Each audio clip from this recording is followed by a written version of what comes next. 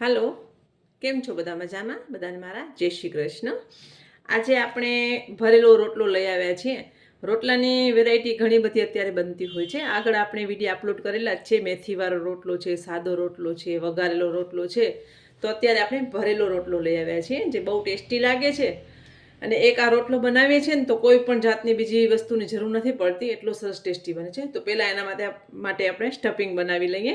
તો તેના માટે સામગ્રી છે: દેશી ઘી લીધું છે, મીઠું છે, કોથમરી, લીલા મરચાં છે, મેથી છે, લસણ છે, વ્હાઈટ અને ગ્રીન બે ભાગ લીધા છે, લીલી ડુંગળીના પાન છે, આદું છે, હળદર છે. તો પહેલાં આપણે સ્ટફિંગ બનાવી લઈશું. તો મેં એક કઢાઈ લઈ લીધી છે. હવે એમાં થોડુંક આપણે ઘી લઈ લઈશું. આપણે ઘીથી જ વઘાર કરશું, કારણ કે રોટલામાં ઘી બહુ સરસ લાગતું હોય છે. અને મને પણ રોટલામાં વધારે ઘી હોય ને તો જ મને રોટલું ભાવતું હોય છે. તો આપણે ઘી ગરમ થાય એટલે આપણે એમાં બધું સાંતળીને મસાલો બનાવી લઈશું પહેલાં. અને શિયાળામાં તો રોટલો ખાવાની બહુ જ મજા આવતી હોય છે.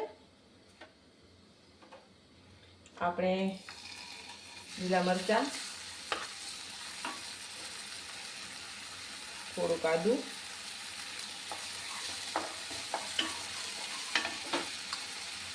મેથી છે ધોઈને રાખી છે, થોડીક સાંતળી લેશું.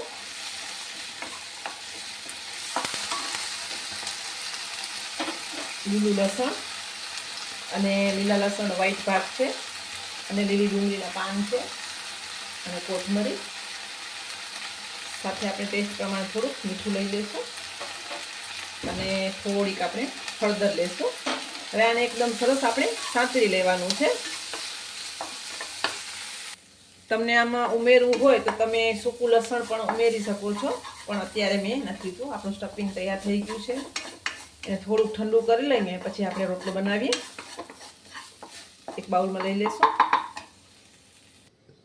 તો આપણે તાવડી મૂકી દીધી છે ગરમ કરવા. બાજરાનો લોટ લીધું છે, એમાં થોડુંક મીઠું નાખશું, કારણ કે સ્ટફિંગમાં પણ આપણે નાખેલું જ છે.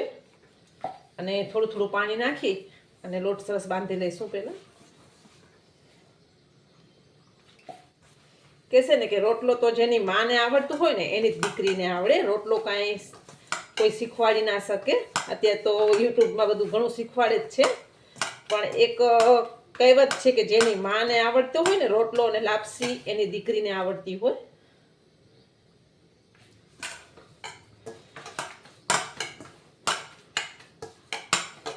બહુ ઢીલું પણ નહીં અને બહુ કડક પણ નહીં.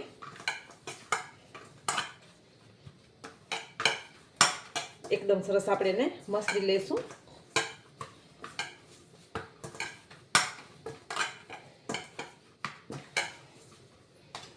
આપણું લોટ સરસ બંધાઈ ગયું છે.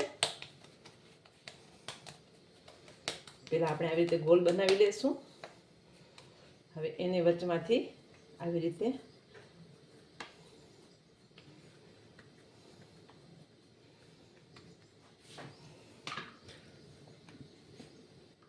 જે મસાલો બનાવ્યો છે એ આપણે એમાં ભરી દેવાનો છે.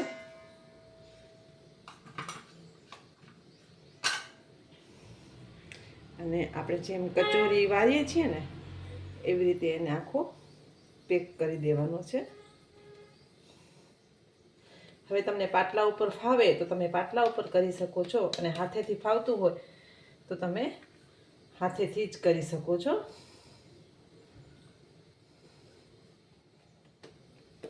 હું તો અત્યારે હાથેથી જ કરી નાખીશ.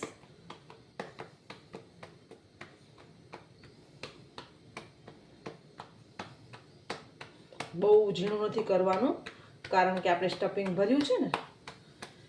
રોટલો સરસ થઈ ગયું છે, શેકી લેશું.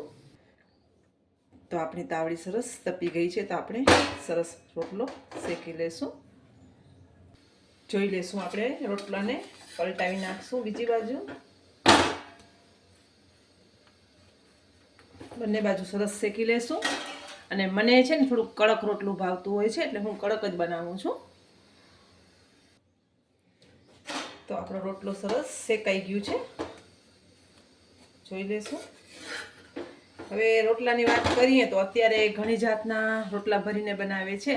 વચમાં વ્હાઈટ માખણ અને ચટણી લગાવીને પણ રોટલો ભરે છે. અને અત્યારે તો ઘણી બધી વેરાયટી છોકરાઓ માટે લેડીઝો બનાવતી જ હોય છે. પણ અત્યારે આપણે કાઠિયાવાડનો ફેમસ કહેવાય ને કે કચ્છી કે ગુજરાતી ઘરમાં બનતું હોય ને રોટલો, એ બનાવ્યું છે ભરેલો.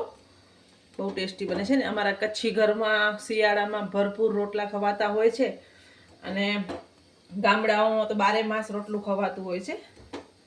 તો આપણું રોટલું શેકાઈ ગયું છે. તો આપણો રોટલો સરસ શેકાઈ ગયું છે. હવે જેમ મેં તમને કીધું એમ કે મને ઘી વધારે ભાવતું હોય છે તો હું ઘી વધારે લગાવતી હોઉં છું. હવે એને આવી રીતે થોડી કોરને ખોલી લેશું આપણે. આમ તો જનરલી રોટલાની કોર ખોલાતી નથી, પણ અત્યારે આપણે ભરેલું બનાવ્યું છે ને એટલે આપણે થોડીક એની કોર ખોલશું કે ખ્યાલ આવે કે રોટલું ભરેલું છે તો કેવું લાગે છે એમાં.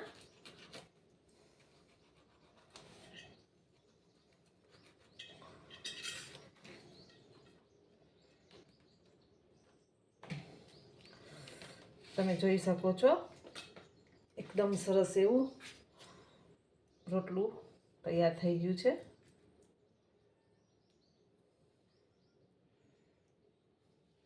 એકવાર આપણે ઉપરની સાઈડ પણ સરસ ઘી લગાવી દઈએ.